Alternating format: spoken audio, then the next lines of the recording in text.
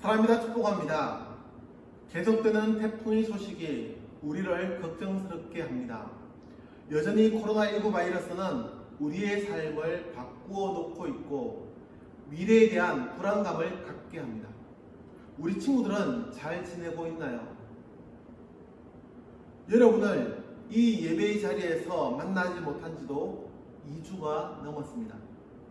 이번 주까지가 함께 모여 예배드리지 못하는 기간으로 정했는데 앞으로 또 어떻게 변하게 될지도 모를 일입니다. 기대하기는 이 코로나 바이러스가 더 진정되어서 함께 예배드릴 수 있기를 바라해 봅니다. 오늘도 영상으로 예배드리는 우리 친구들 모두를 주님의 사랑으로 축복합니다. 하나님의 뜻 안에서 여러분의 꿈을 이루어가는 청소년기가 되기를 기도합니다. 구약 성경을 책별로 공부하는 11번째 시간이자 마지막 시간입니다. 오늘 우리에게 주는 하나님의 말씀 다 찾았죠? 조금 길지만 함께 읽겠습니다. 시작. 욥이 여호와께 대답하여 이르되 주께서는 못하실 일이 없사오며 무슨 계획이든지 못 이루실 것이 없는 줄 아오니 무지한 말로 이치를 가리는 자가 누구니이까? 나는 깨닫지도 못한 일을 말하였고 스스로 알 수도 없고 헤아리기도 어려운 일을 말하였나이다. 내가 말하겠사오니 주는 들으시고 내가 주께 묻겠사오니 주여 내게 알게 하옵소서. 내가 주께 대하여 귀로 듣기만 하였사오나 이제는 눈으로 주를 배웠나이다. 그러므로 내가 스스로 거두어드리고 티끌과 제 가운데에서 회개하나이다. 욥기 42장 1절에서 6절까지 말씀. 아멘. 욥기에 대해서 간략하게 소개를 하겠습니다. 지난주에도 잠깐 언급한 것과 같이 이 욥기도 성문서라는 즉 거룩한 기록들로 구분되는 성경입니다. 전체는 42장으로 되어 있고 2개의 문학 양식으로 기록이 되어 있는 성경입니다. 1장과 2장 그리고 42장은 산문의 형식이고 3장부터 41장까지는 시의 형식으로 기록이 되어 있습니다. 아쉬운 것은 우리가 가진 개역 개정 성경은 이런 문학 양식이 구분될 정도로 번역이 되어 있지 않다는 점입니다. 그나마 앞서 구분한 것처럼 1장과 2장, 42장은 상황에 대한 설명이고 3장부터 41장은 서로가 대화하는 형식이라서 약간의 구분이 되기는 합니다. 그러나 문학의 양식을 잘 살려서 번역이 되었으면 더 좋겠다는 바람입니다. 아무튼 욥기의 내용은 우리 친구들이 많이 들어서 알고 있을 거라 생각합니다. 그럼에도 대부분의 친구들은 주된 내용이 되는 3장부터 41장의 내용은 잘 읽지 않습니다. 욥이라는 사람이 착하고 진실하게 살았지만 알지 못하는 이유로 고난을 당했고 그 고난을 잘 참고 견뎌서 다시 모든 것을 회복하여 살게 되었다는 그 정도의 이야기로만 알고 있습니다.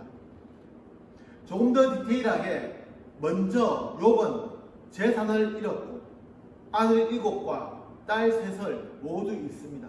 마지막으로 건강도 잃게 되죠. 이 모든 것은 사탄의 계략이었습니다. 이런 상황, 건강마저 잃어버린 상황에서 욥은 잘 견뎌냈고 결국 그는 더 많은 재산을 가지게 되었고 자녀도 다시 낳아서 행복하게 살았다는 이야기로 끝이 납니다. 이런 이야기의 흐름 중에서 우리가 오해하지 말아야 할 것은 욥이 이 모든 고난을 잘 견디고 이겨낸 것은 맞지만 그가 하나님께 불평하지 않거나 죄를 짓지 않은 것은 아니었습니다. 친구들과 나누는 대화를 자세히 읽어보면 그는 자신이 태어난 날을 저주하기도 하고 왜 자신이 태어나서 이러한 고통을 겪게 되었는지를 한탄하기도 합니다. 그러니 욥이 끝까지 불평 한마디 하지 않고 잘 이겨냈다는 오해는 하지 않아야 합니다. 그도 이 힘든 과정을 겪으면서 한탄하기도 했고 불평하기도 했었습니다. 더 자세한 이야기를 하고 싶지만 그러기엔 또 시간이 많지 않죠. 이쯤에서 욥기에 대한 소개는 마치도록 하겠습니다. 그런데 욥기를 읽으면서 다시 생각해 보면 재산을 배로 갖게 되면 그리고 잃어버린 자녀 대신 다른 자녀가 태어나게 되면 행복한 삶이 될까요? 욥기는 이에 대해서 명확한 답을 말해주지 않습니다. 그에 대한 자세한 설명도 없이 끝나버립니다. 욥기의 초점이 거기에 있지 않아서라고 생각합니다. 이에 대해서는 지난 2017년 3년 전에 우리 친구들과 함께 공부했던 내용입니다. 그러니 다시 반복하여 설명하지 않겠습니다. 오늘은 약간 다른 관점에서 이 욥기를 생각해 보려는 것입니다. 전 세계는 코로나19 바이러스로 유례없는 고통을 당하고 있습니다. 이전에 이러한 바이러스로 고통을 당하지 않은 것은 아니었지만 세계화라는 말답게 전 세계가 이처럼 모두 고통을 당한 적은 또 없었을 듯합니다. 여전히 전 세계는 이 바이러스와 전쟁 중입니다. 언제 끝날지도 모를 그 전쟁을 말입니다. 이 고통 앞에서 많은 사람들이 했던 이야기는 누군가의 잘못을 찾아내는 것이었습니다. 처음에는 중국 우한에서 시작되었다고 하여 우한 바이러스로 부르기도 했고 또 중국인들을 혐오하는 움직임도 있었습니다.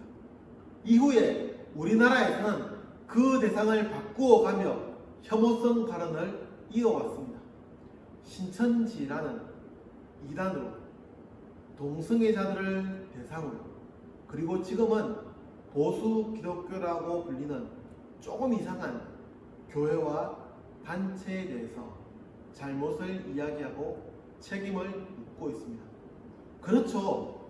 저는 이러한 문제의 원인에 대해서 책임이 없다고 말하는 것이 아닙니다.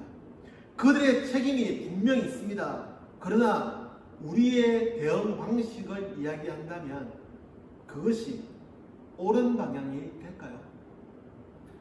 욥의 친구들도 그와 같았습니다. 그들은 욥의 절친이라고 할 만큼 친밀한 관계였지만 욥이 당하는 고난을 지켜보면서 문제의 원인을 찾으려 했습니다. 그래서 계속해서 욥이 하나님께 죄를 지은 것이 아니냐고 압박하듯 질문합니다. 물론 성경은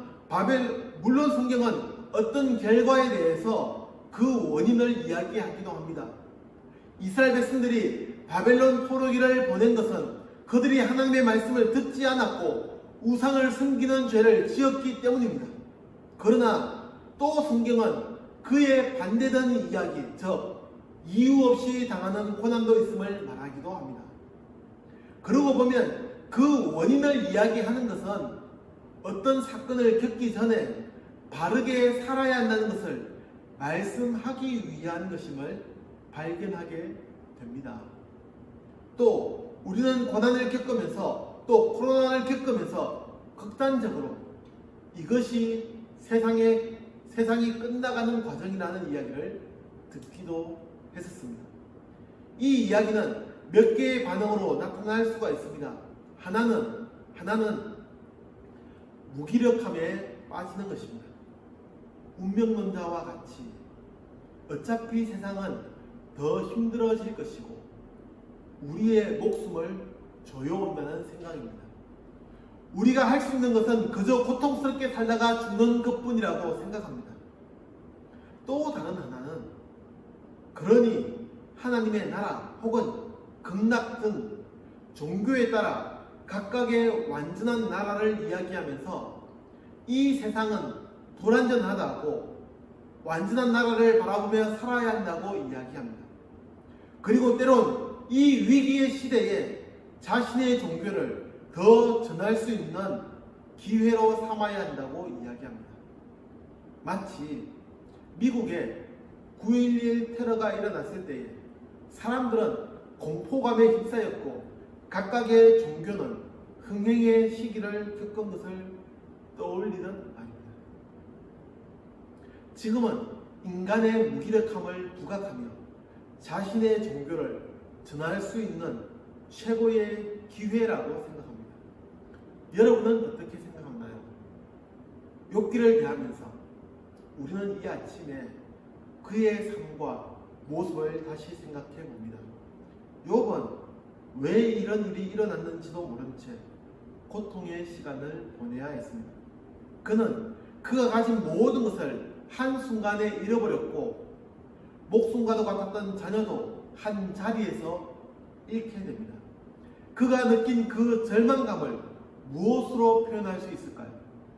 그는 이 큰 고통에서 무기력해졌을 수도 있습니다. 급기야 건강마저 잃고 극심한 피부병에 시달리며 살아가게 됩니다. 그러니 주변의 사람은 그를 위로한답시고 차라리 하나님을 저주하고 죽어버리라는 말도 합니다. 절친한 친구들은 그를 찾아와서 하나님께 죄를 지은 것이 분명하니 회개하라고 이야기합니다. 아무리 아니라고 이야기해도 친구들은 끝까지 자신들의 주장을 굽히지 않았습니다. 욥이 겪는 이 고통이 아무 이유 없이 생기지는 않았을 것이라는 주장입니다. 그러나 함께 읽은 본문의 말씀을 보면 욥은 이전의 모든 말이 무지한 말이었음을 고백하며 하나님께서 알게 하셔야 한다고 간구합니다. 그렇습니다. 우리는 우리가 겪는 어떤 일의 확실한 원인에 대해서 잘 알지 못합니다. 과학적인 발견과 연구도 아주 작은 것의 원인을 찾을 수 있을 뿐입니다. 그러니 우리가 할 수 있는 것, 하나님 앞에 기도하며 하루하루를 살아가는 것입니다. 그 고통의 자리에서 아파하며 힘들어하는 사람들과 함께 하는 것입니다. 기독교는 지난 2000년의 시간 동안 이 사실을 너무나 잘 알았기에 늘 함께 해왔습니다.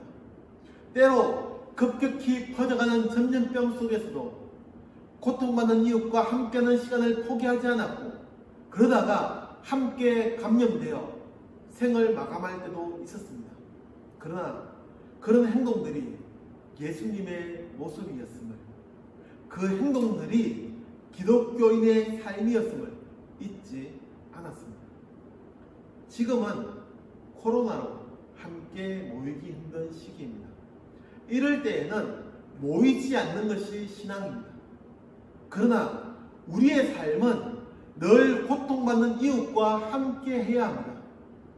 의료인들이 감염의 위험을 감수하고 아픈 이들을 돕는 것처럼 우리도 이웃의 고통을 나누어야 합니다. 그렇다고 병원으로 지금 당장 달려가라는 것은 아닙니다. 우리 친구들이 충분히 안전한 방법으로 다른 사람들을 생각하며 도울 수 있습니다. 그리스도인들은 그러해야 합니다. 항상 고통받는 사람들과 함께 하는 삶을 살아가는 것입니다. 그리고 무엇보다도 이웃을 위해 기도하는 것. 사실 이것보다 더 중요한 것은 없습니다. 당창교회 친구 여러분, 욥기의 말씀을 생각하며 이 시대를 위해 기도할 수 있기를 기대합니다. 늘 여러분의 자리에서 이웃을 생각하는 삶이 되기를 주님의 이름으로 축복합니다. 기도하겠습니다. 늘 우리와 함께 하시며 우리를 도우시는 하나님, 지금 전 인류는 유례없는 코로나 바이러스로 힘든 시기를 겪고 있습니다. 또 우리나라는 매주 다시 찾아오는 태풍의 소식에 힘든 시기를 보내고 있습니다. 이럴 때에 욥기의 말씀을 생각하면서 하나님 앞에 더 진실한 마음으로 기도하게 하시고, 하나님께서 우리에게 알게 하셔서 이 힘든 시기를 잘 이겨낼 수 있도록 도와주옵소서. 늘 고통받는 이웃과 함께하게 하시고 우리의 삶을 충실하게 하루하루 살아가게 하옵소서. 우리 단탄교회 친구들을 통하여서 이 시대가 전 세계가 변화되게 하시고 주의 뜻을 이루어가는 우리 친구들의 삶이 되게 하여 주옵소서. 예수님의 이름으로 기도합니다. 아멘.